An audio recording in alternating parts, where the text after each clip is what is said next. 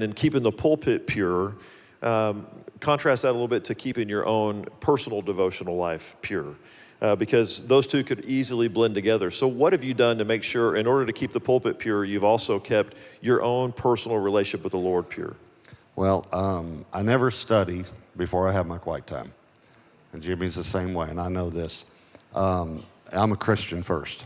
You can't be a preacher first or a pastor first. And so I'll go in that room and I could have a message burning. I could wake up with some thoughts. I might jot those thoughts down so I don't forget them, but then I'm going to have my quiet time. I'm going to meet with God every day.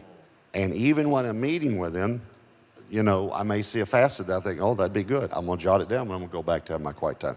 So for me, keeping me pure is meeting with the pure one every day. You know, it's hard to have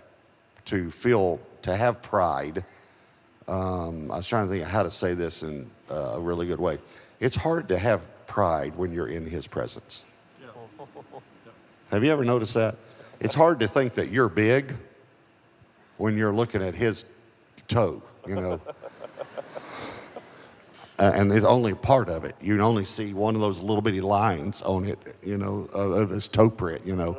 It's hard to feel big. It's hard to feel prideful. It's hard to be impure when you're in the presence of a pure one, to have an impure thought. And we have so missed this. We've gotten into such a habit of reading, like Craig said last night, he was at a place, and I've been there, when he read the Bible to get sermons. And you have to still be a Christian. You have to spend time with God, and it's not you have to, you get to. Isn't that amazing? You get to actually have a personal relationship with God and to talk with him.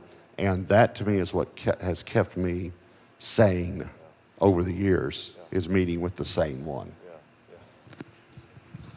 My goal is unbroken intimacy with God. That's my goal. My goal is never to break intimacy with the Lord 24 hours a day. And so my quiet time is to establish at the beginning of the day that intimacy with the Lord.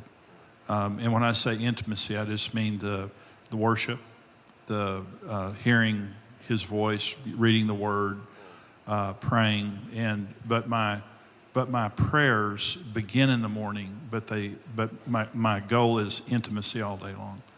And what I find is in that communion is where I hear everything I hear from God. It's in the car, it's walking across the room, and so I don't really have a place. Well, I do have a quiet time place, but it's where it starts. And my goal is don't break that all day long. And I find that in that intimacy and in that communion, every answer, wisdom, revelation, every single thing I hear from God, I hear in that environment. So if I didn't have that environment, I think the only answer is to try to come up with messages, which I think would just be horrible. I mean, if you aren't hearing God, I'm saying as a pastor, and I've done that, but I say that was my goal. There have been times in my ministry where I was not hearing God, and I was not at a good place with the Lord. I was too busy. In certain times there was a sin in my life, you know, not a violation, I mean, nothing to disqualify me, but just my heart wasn't right. And in those times, I remember how hard it was to prepare, because I was trying to massage thoughts together to make a message, and it wasn't flowing out of preaching under the anointing is like launching missiles. Preaching without the anointing is like pulling heavy rocks out of a deep well.